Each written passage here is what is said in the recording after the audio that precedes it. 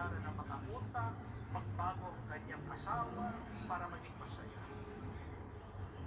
Pero hindi mo magiging perfecto ang buhay. Hindi naman palagi ang buhay ay susunod sa iyong kagustuhan. Amen? Meron at merong problema, meron at merong pagkukulang, meron at merong bagay na hindi mo gusto. Pero yan pa ang magiging sagabal para hindi ka kumilos, para hindi ka gumawa, para hindi mo kailangan, para hindi mo magawa yung kailangan mo gawin sa iyong buhay. Don't wait for your life to be perfect for you to act. Baka pag wala kang ginawa, ikaw ay pag-iwanan. Tandaan niyo, ang buhay ay parang bisikleta. Pag huminto ka, matutumba ka.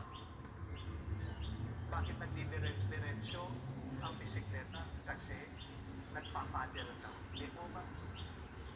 Kahit na it is wobbling, kahit na parang ikaw ay babagsak, sige, diretsyo na. Yun yung sikreto.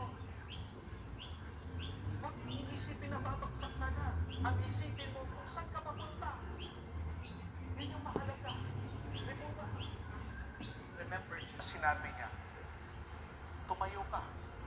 Dalhin mo, buhatin mo, yung banig mo. Eh, hindi nga makagalaw eh.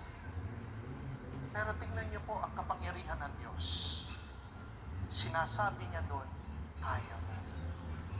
Sabihan mo ang iyong sarili, kaya mo.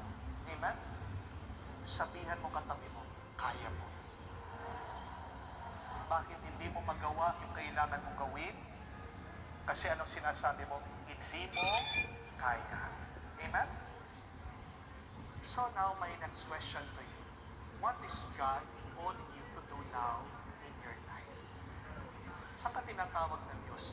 Ano dapat ang iyong gawin? Ang Diyos hindi po itong may tigil yan eh. Sa kanyang paggawa. Ikaw, merong pinapagawa ang Diyos sa iyo. Ano kaya ang dapat mong gawin ngayon sa iyong buhay? Ang kasabihan niya, work harder on yourself than on your work. Ang ganda po. Umpisahan mo, ayusin mo ang iyong sarili bago ang iyong trabaho. Kaya nga po, the next step is number 3, attitude matters.